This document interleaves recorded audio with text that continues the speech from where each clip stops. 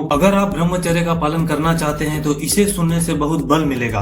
काम वासना सताए आवेगा है तो सहन करो, किसी को कुछ मत कहो। अगर दूसरों को बताओगे कि मुझे विकार सता रहा है तो आपकी पहली हार हो जाएगी।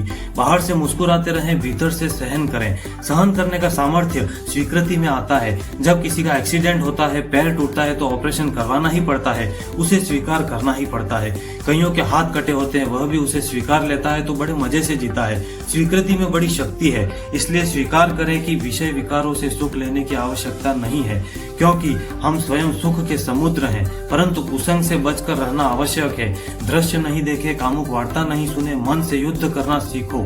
शांत होकर नाम जप करो, शास्त्र अध्ययन करो, सत्संग सुनो। आरंभ में ही स्फुरना को शांत कर दो। समझो मन की चाल को। पहला स्फुरना, दूसरा संकल्प, तीसरा क्रिया।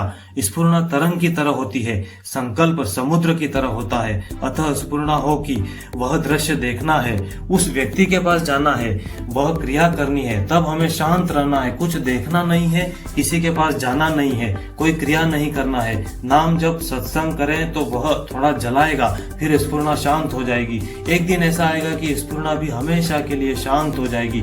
विषय पास में होने पर भी उसे भोगने की वृत्ति ही समाप्त हो जाएगी।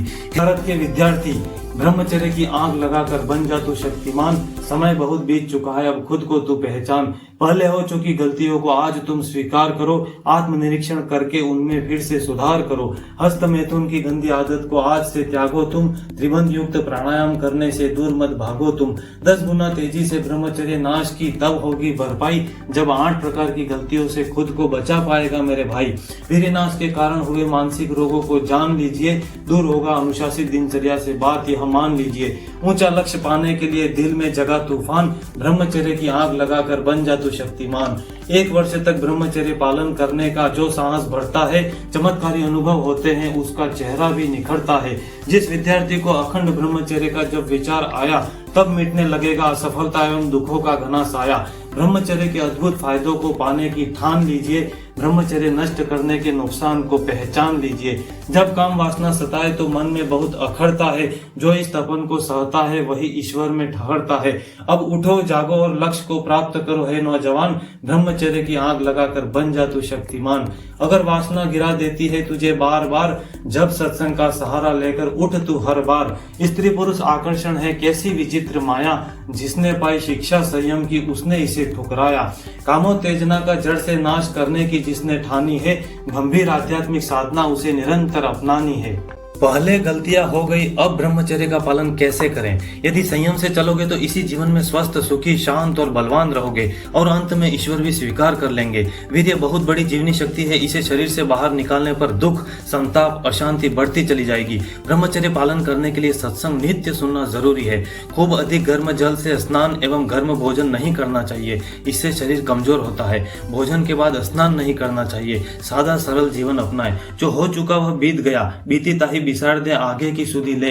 एक तो रोग, फिर उसका चिंतन और भी रुग्ण बना देता है। इसलिए पहला काम तो यह करो कि दीनता के विचारों को तिलांजलि देकर प्रसन्न और प्रफुल्लित रहना प्रारंभ कर दो।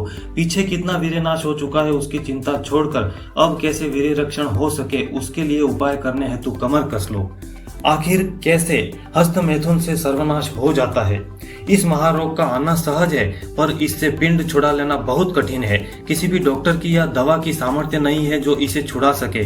इस रोग से जैसे लकड़ी में दीमक लगती है, वो भीतर से खोखली हो जाती है, वैसे ही व्यक्ति का शरीर अंदर से कमजोर, खोखला हो जाता है। नसों में ऐसा दौर्बल्य आ जाता है कि कामुक विचार मात्र से वीर्य क्षय हो जाता है। गृहस्थ मार्ग में चलने लायक नहीं रहता, संतान उत्पत्ति करने के लायक नहीं रहता। 100 में से 99% लोग इस रोग के शिकार हैं। कोई रोज हस्तमैथुन करता है तो कोई 3 या 7 दिन में करता है, कोई 15 दिन में तो कोई महीने में, 3 महीने में या 6 महीने में एक बार हस्तमैथुन करता है।